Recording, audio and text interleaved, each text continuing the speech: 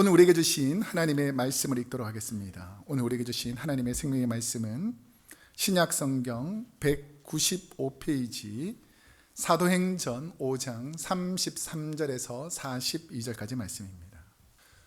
그들이 듣고 크게 노하여 사도들을 없이 하고자 할새 바리새인 가말리엘은 율법 교사로 모든 백성에게 존경받는 자라. 공회 중에 일어나 명하여 사도들을 잠깐 밖에 나가게 하고 말하되 이스라엘 사람들아 너희가 이 사람들에게 대하여 어떻게 하려는지 조심하라.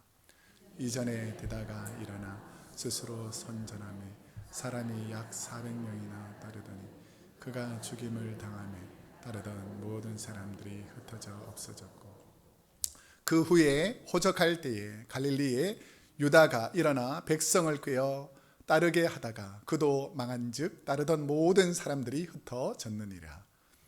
내가 너희에게 이 사람들을 상관하지 말고 버려두라. 이 사상과 이 소행이 사람으로부터 났으면 무너질 것이요 만일 하나님께로부터 났으면 너희가 그들을 무너뜨릴 수 없겠고 도리어 하나님을 대적하는 자가 될까 하노라 하니 그들이 옮겨 여러 사도들을 불러들여 채찍질하며 예수의 이름으로 말하는 것을 금하고 놓은 사도들은 그 이름을 위하여 능력받는 일에 합당한 자로 여기심을 기뻐하면서 공회 앞을 떠나니라. 그들이 그날로 성전에 있든지 집에 있든지 예수는 그리스도라고 가르치기와 전도하기를 그치지 아니하니라. 아멘. 오늘은 사도행전 5장 34절에서 42절까지 말씀을 중심으로 더하는 신앙생활 네 번째, 날마다 복음을 전한다. 우리 한번 함께 읽어보겠습니다. 시작. 날마다 복음을 전한다. 오늘 말씀은 사도행전에 더하는 신앙생활 네 번째 말씀으로 복음 전파, 전도에 관한 말씀입니다. 이 복음이라는 것은 뭐냐면 너무 기뻐서 전하지 않고서는 견딜 수 없을 정도로 기쁜 소식, 이게 복음이거든요. 예수가 복음이 되시기를 축복합니다. 그래서 예수 이름으로 말하면 악한 것은 떠나가고 예수 이름으로 기도하면 우리의 기도가 응답되고 예수 이름으로 우리가 세상 가운데 살아가면 하나님께서 고난과 시련 속에서도 믿음으로 견디고 이기고 넘어서게 해 주실 줄로 믿습니다.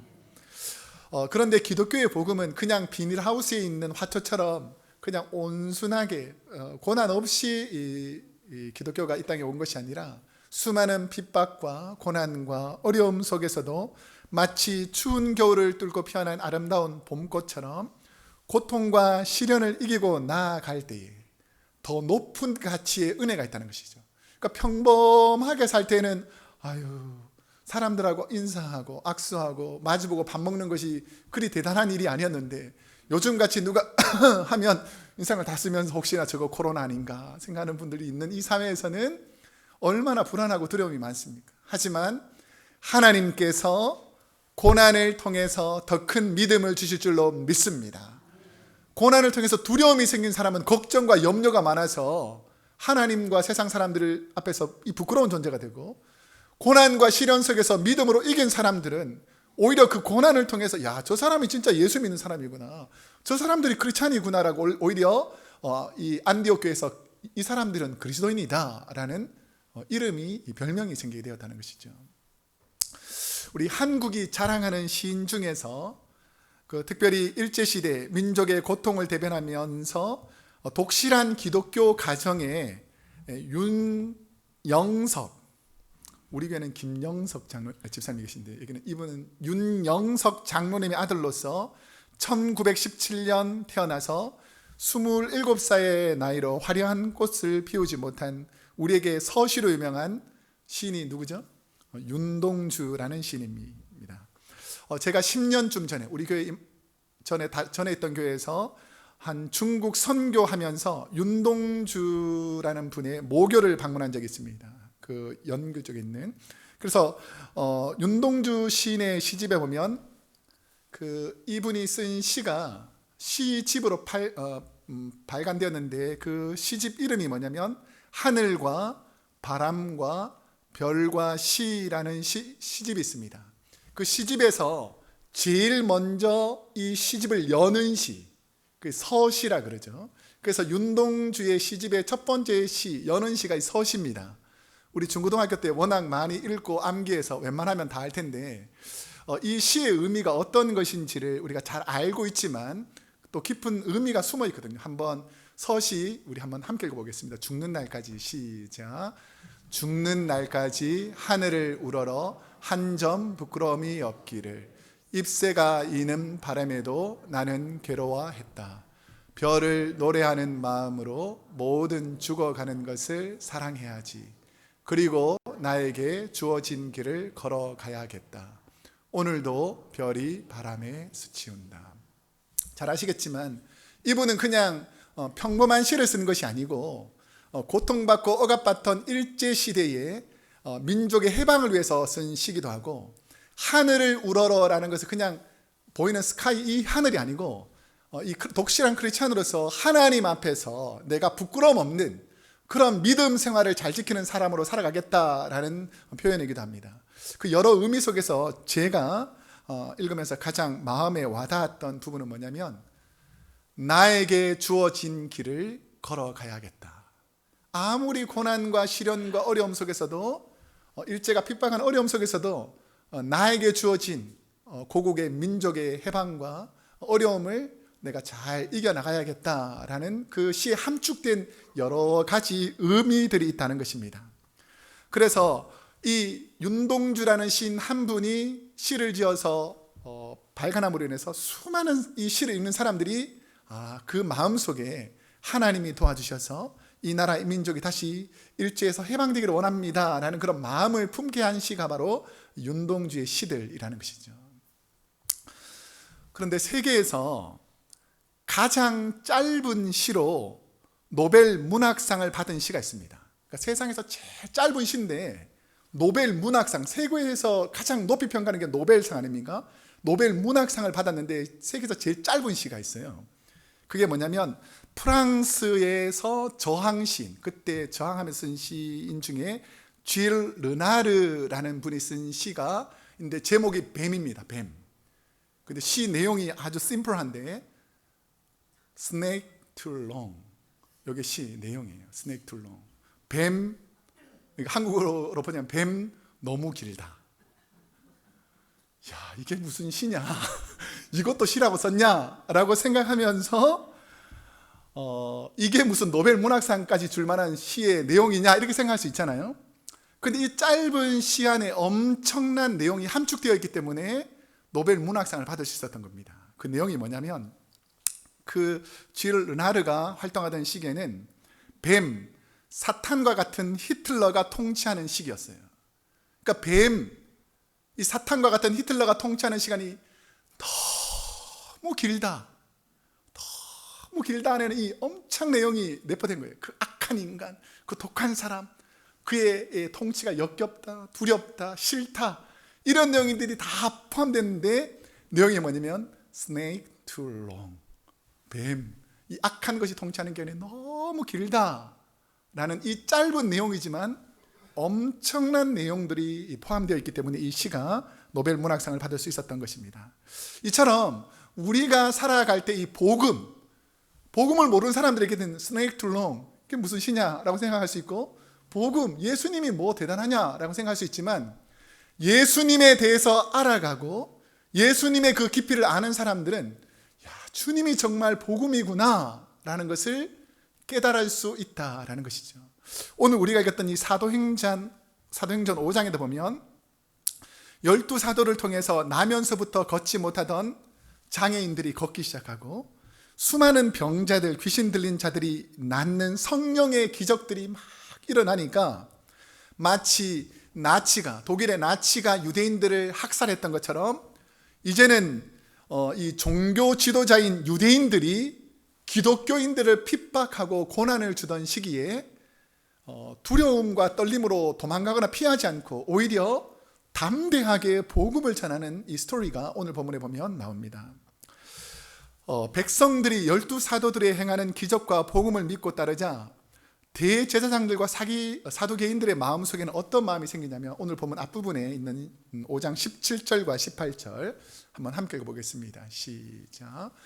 대제사장과 그와 함께 있는 사람, 즉 사두개인의 당파가 다 마음에 시기가 가득하여 일어나서 사도들을 잡아다가 옥에 가두었더니. 여러분은 누군가 나와 경쟁하던 사람이 잘 될 때 시기해 보신 적이 있을 것입니다. 예를 들어서 얘는 나랑 이 수준도 비슷한데 꼭 얌체같이 뭔가 좀 잘 되고 이뻐 보이는 것처럼 하고 이렇게 하면 되게 막 마음에 이 불편함이 있잖아요. 형제끼리는 시기가 있을 것 같아요, 없을 것 같아요? 있습니다. 그러면 이렇게 하면 안 되는데, 목회자들도 시기 질투가 있을까요, 없을까요? 있어요.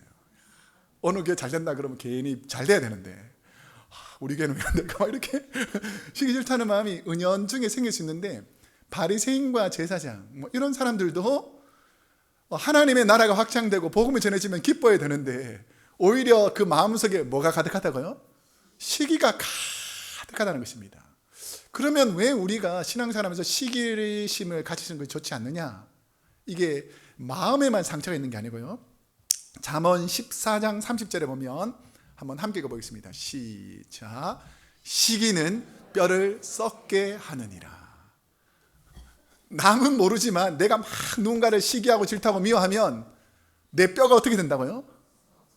썩는데요. 이게 제 말이 아니고 하나님 말씀이에요. 시기하지 않기를 축복합니다.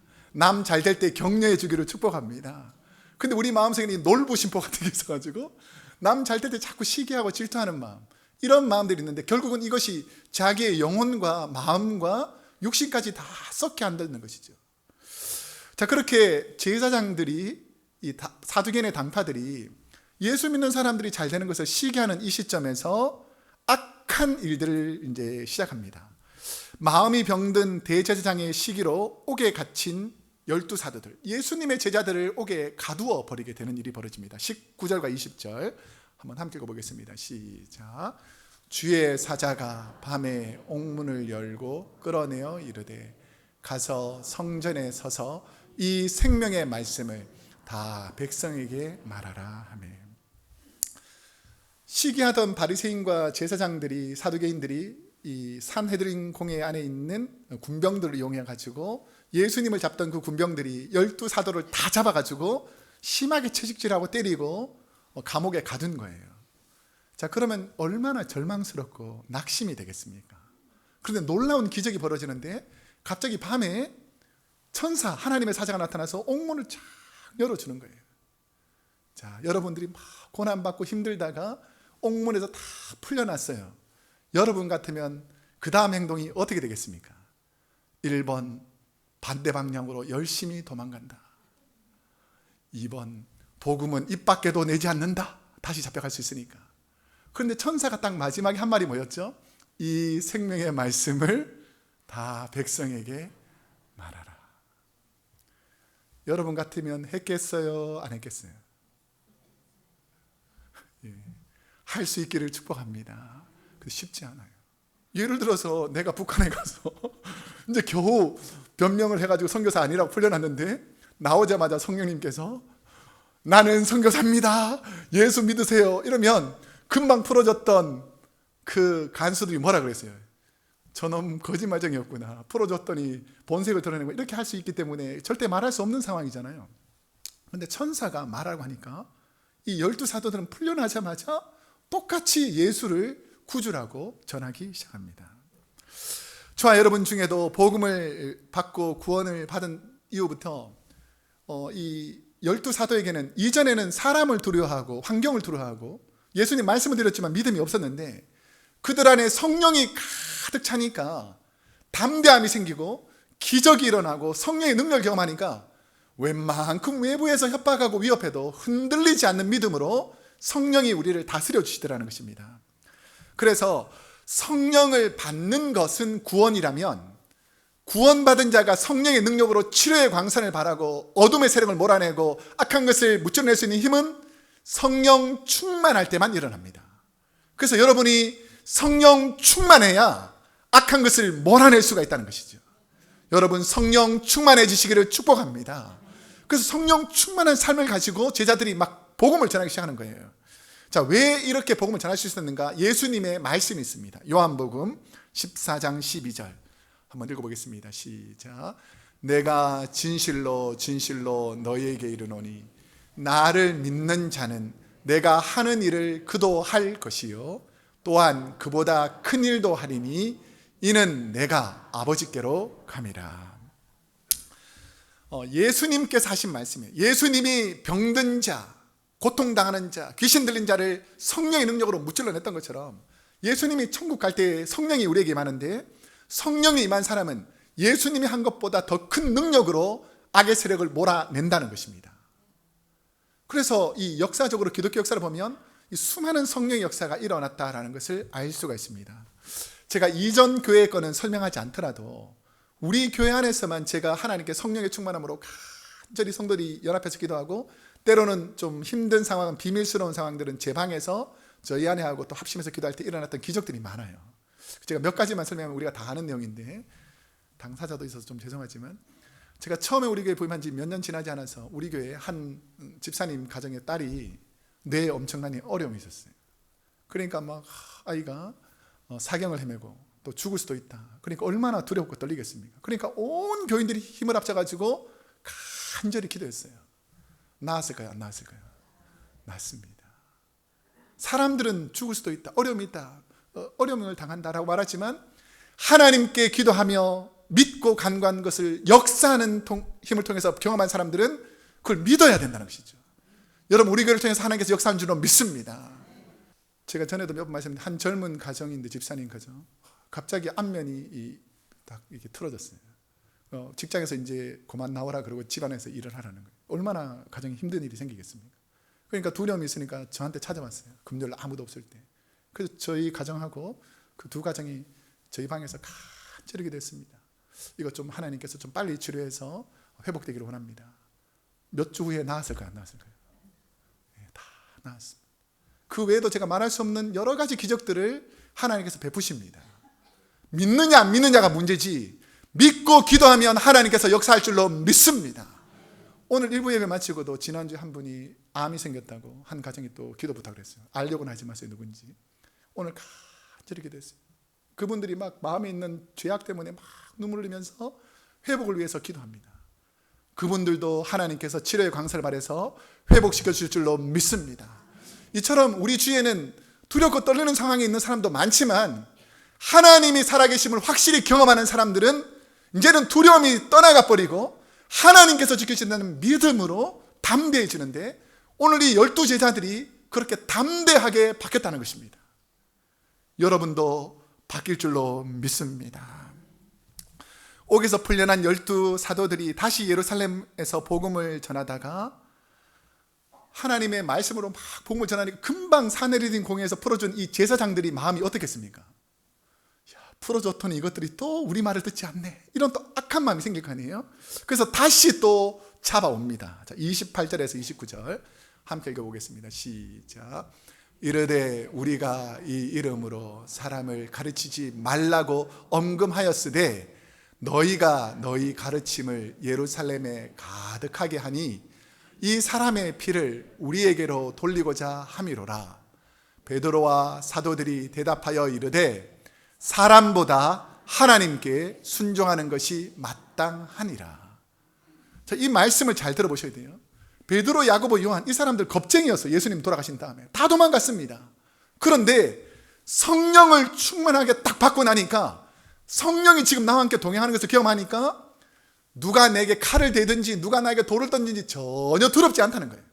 그때 당시에 제일 강력한 정치 지도자가 대제사장이었는데 떳떳하게 말하는 거예요. 이 사람들이 또 그러는 게 뭐냐면 너 지금 예수 우리가 죽였다고 너희들 자꾸 제사들이 말하는데 너희가 자꾸 복음 전하면 우리를 죄인으로 만들 거 아니냐. 그러니까 제발 좀 입 좀 다물고 그런 말 하지 마라 라고 하니까 그렇게 맞고 감옥에 있다가 풀려났다가 또 감옥에 또 잡혀왔는데 여러분 같으면 그렇게 맞고 고문당하다가 겨우 풀려났는데 복음 전한다고 또 맞고 고통당하면 복음 전하기가 쉽겠어요? 어렵겠어요? 어렵겠죠. 근데 이 제자들의 마음에는 성령이 충만하니까 담대하게 하는 한마디가 있습니다. 뭐라 그럽니까? 사람보다 하나님께 순종하는 것이 마땅하다. 그러니까 복음 전파하는 것을 멈추지 않겠다라고 선포하는 것입니다.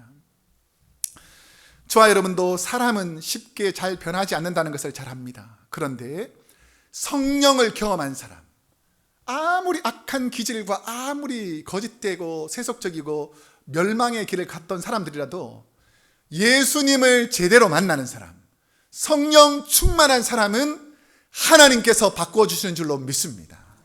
안 바뀌는 내가 문제지 성령의 문제가 아닌 거예요. 안 바뀌는 내가 문제지 말씀의 문제가 아닌 거예요. 안 바뀌는 내가 문제지 교회가 문제가 아닙니다. 근데 많은 사람들은 하나님 탓이다, 교회 탓이다, 성도들 탓이라고 자꾸 다른 사람 탓을 만들어내는 것입니다. 근데 제자들은 이제는 나는 하나님 앞에서 하나님 뜻대로 사람들의 말에 내가 좌지우지하는 사람이 되지 않겠다라고 결정합니다. 우리가 잘 아시겠지만 우리나라 이민족을 위해서 수많은 사람들, 목회자들이 있었지만 우리가 주기철 목사님 하면 왜 존경합니까?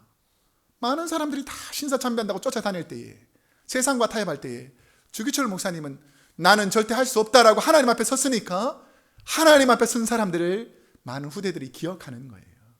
제사장들이 그렇게 많지만 예수 믿는 사람은 예수님이 기준이 되었다라는 것이죠. 우리가 잘 아시겠지만 이 손양원 목사님, 그 고난과 시련 속에서도 나병 환자촌에 가서 평생을 그들에 삽니다. 자, 그러면 복을 받고 은혜를 받고 잘 될 줄 알았는데 자기 두 자녀가 이 말도 안 되는 상황 속에서 억울하게 누명을 쓰고 죽습니다. 그럼 여러분 같으면 그 죽인 사람을 어떻게 하겠어요? 원수 맺고 싸우고 다투어야 된다. 자기 양자로 받아들여가지고 그를 포함합니다. 이게 어디서 생겼겠습니까? 성령을 경험하고 하나님의 은혜가 있기 때문에 가는 거지 우리의 이성과 경험과 지식으로 할 수 있겠습니까? 할 수 없다는 것이죠. 길손주 장로님의 회개라든지 유대인들의 돌에 맞아 죽으면서도 복음을 전하던 스데반 집사님이라든지 스페인 전도 후에 예루살렘 오면 죽을 것을 예루살렘 지도자들이 계속 말함에도 불구하고 나는 예루살렘에 와서 복음을 전했다고 해서 최초로 사도로서 순교를 당한 야고보 사도까지, 여러분 복음이 성령과 연합하면 두려움을 사라지게 해주는 줄로 믿습니다. 그래서 담대함으로 복음을 전하더라는 것이죠.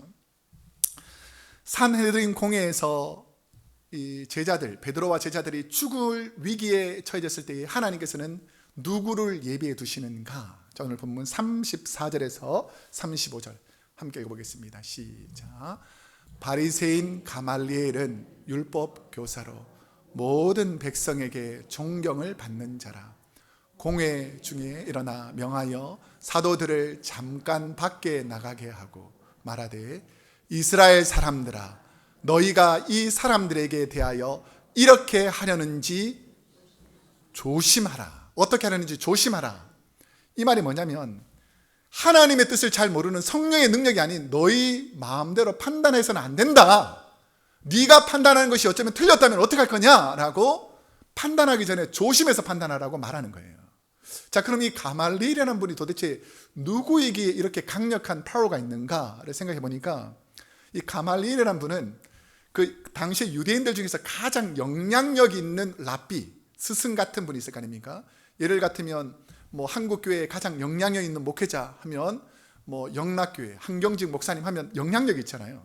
그처럼 이 가말리엘이 왜 영향력이 있냐면 가말리엘의 할아버지가 힐렐이라는 랍비였는데 그때 유대에서는 가장 존경받고 영향력 있는 그 율법 교사였습니다.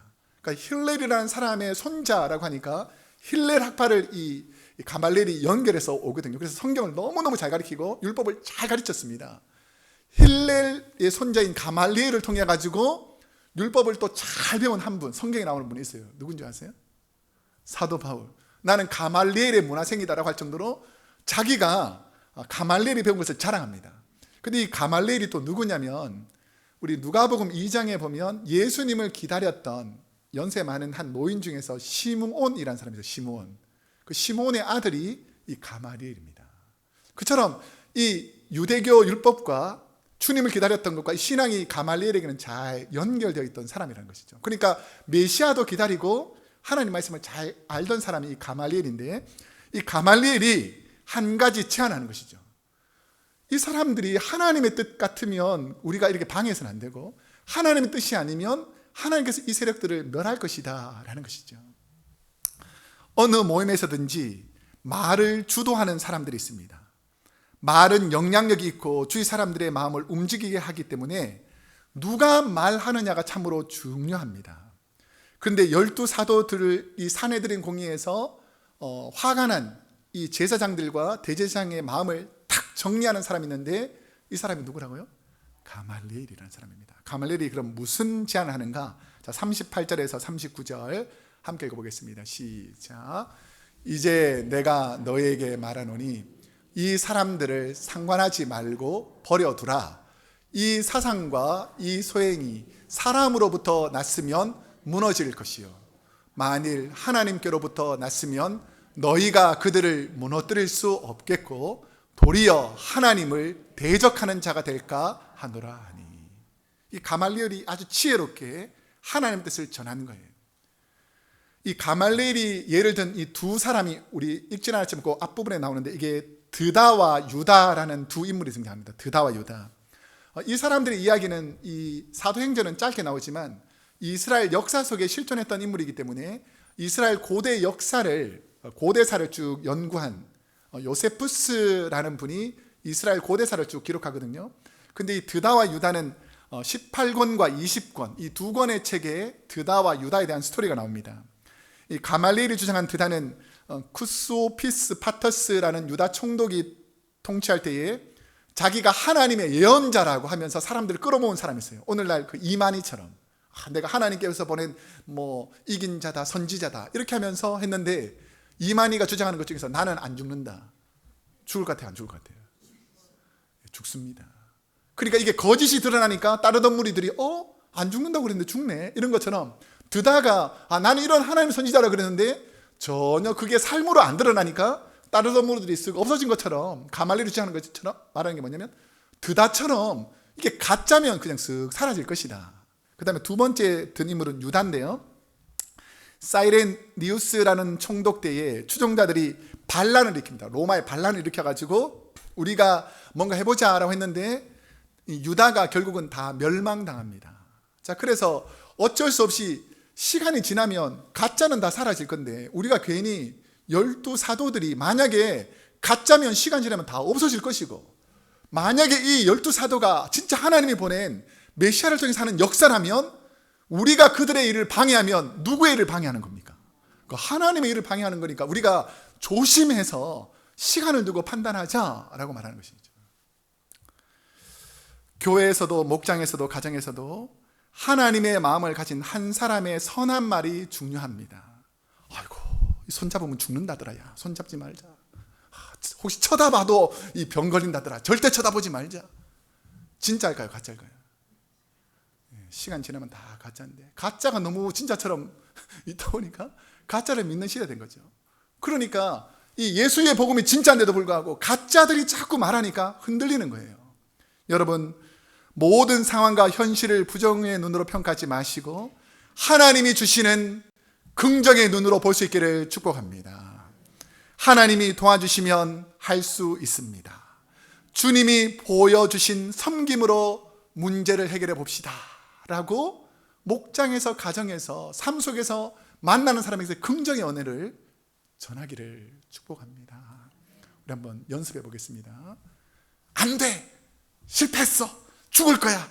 하기 싫어! 이런 말이 아니라 하나님이 도와주시면 할 수 있습니다. 해볼까요? 시작.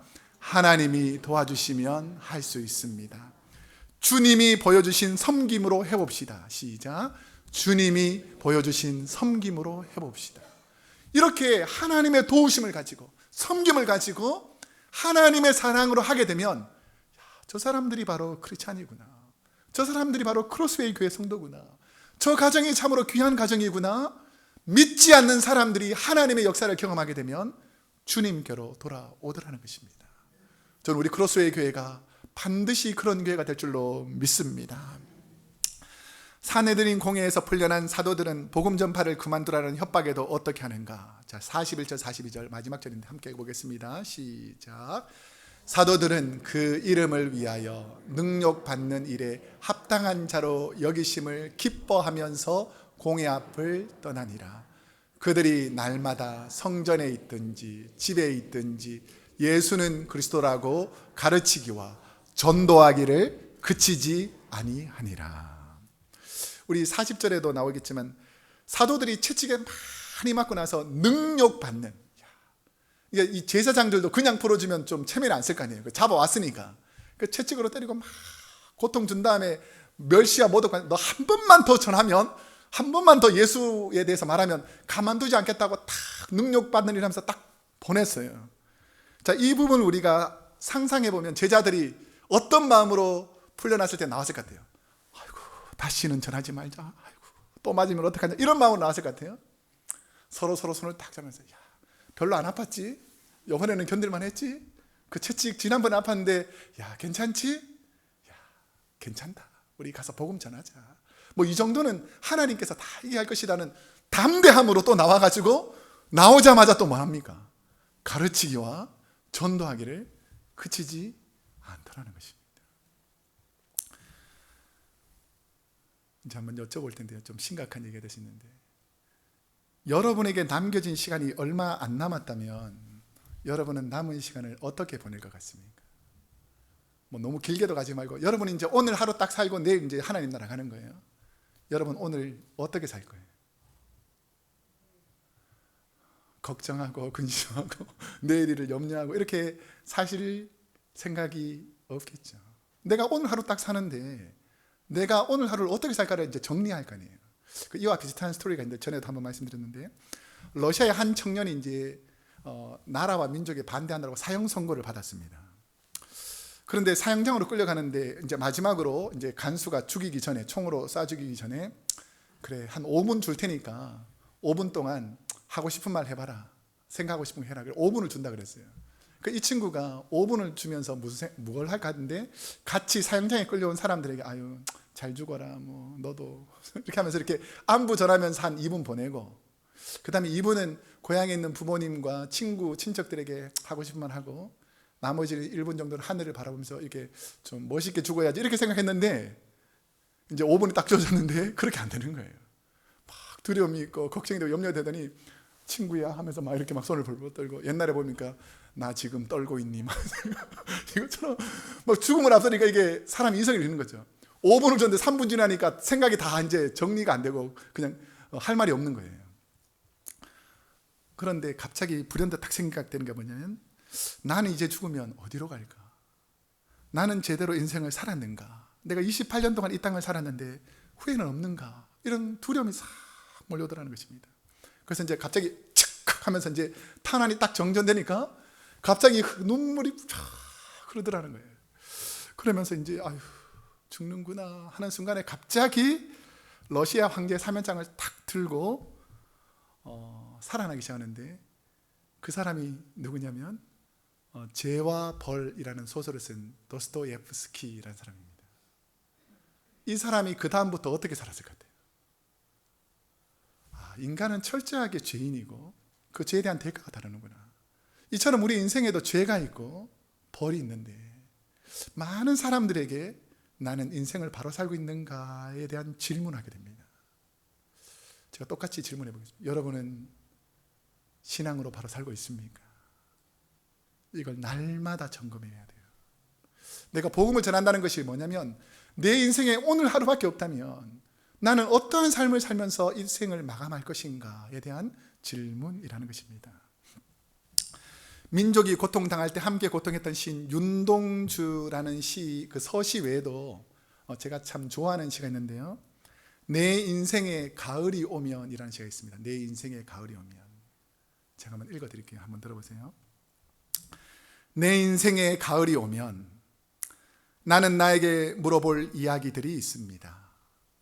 내 인생의 가을이 오면 나는 내 인생의 많은 사람들을 사랑했냐고 물어볼 것입니다. 그때 가벼운 마음으로 말할 수 있도록 나는 내 주위에 있는 사람들을 사랑해야겠습니다. 내 인생의 가을이 오면 나는 나에게 열심히 살았냐고 물어볼 것입니다. 그때 자신 있게 말할 수 있도록 나는 맞이하고 있는 하루하루를 최선을 다하며 살겠노라고 고백하겠습니다. 내 인생의 가을이 오면 나는 나에게, 사람들에게 상처 준 일이 없느냐 물을 것입니다.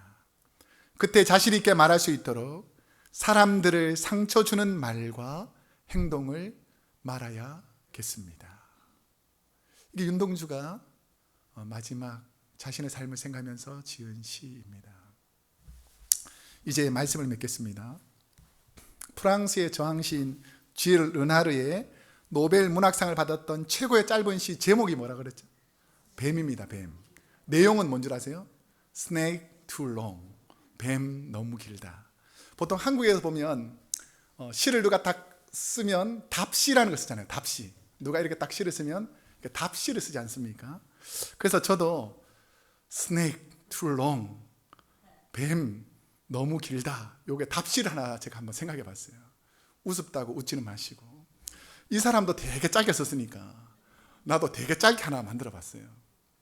이게 뭐냐면 Love forever. 사랑 영원하다. 그냥 쓰진 않았을 거예요. 여기도 내용이 있습니다. 뭐냐면 악을 끝내고 영원한 기쁨, 소망이 되시는 분은 사랑이신 하나님이시니까, 사랑이신 예수님이시니까, 진리이신 사랑이신 성령님이니까 사랑, 그 하나님의 사랑, 하나님은 forever, 영원하다. 지금 순간의 고통 너무 길어 보이지만 하나님의 영원이라는 시간 안에 보면 그 순간의 고통은 너무 짧은, 아주 분자와 같은 시간에 불과합니다.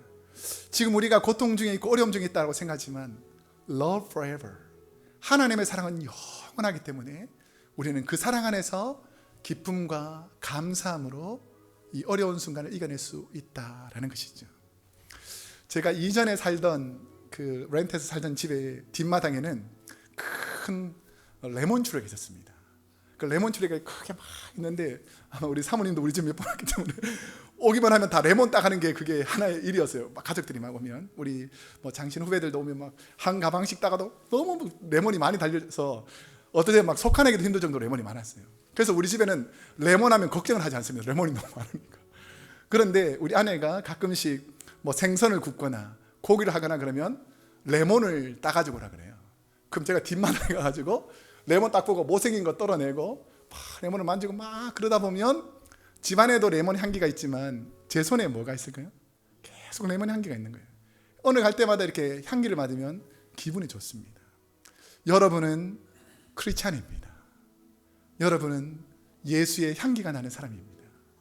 여러분을 통해서 주님이 역사하는 거예요. 우리는 아무것도 아니지만 주님이 우리 안에 역사하시면, 성령이 역사하시면 하나님의 역사가 일어나는 것입니다. 오늘 그 주인공이 저와 여러분이 되시기를 축복합니다. 기도하겠습니다.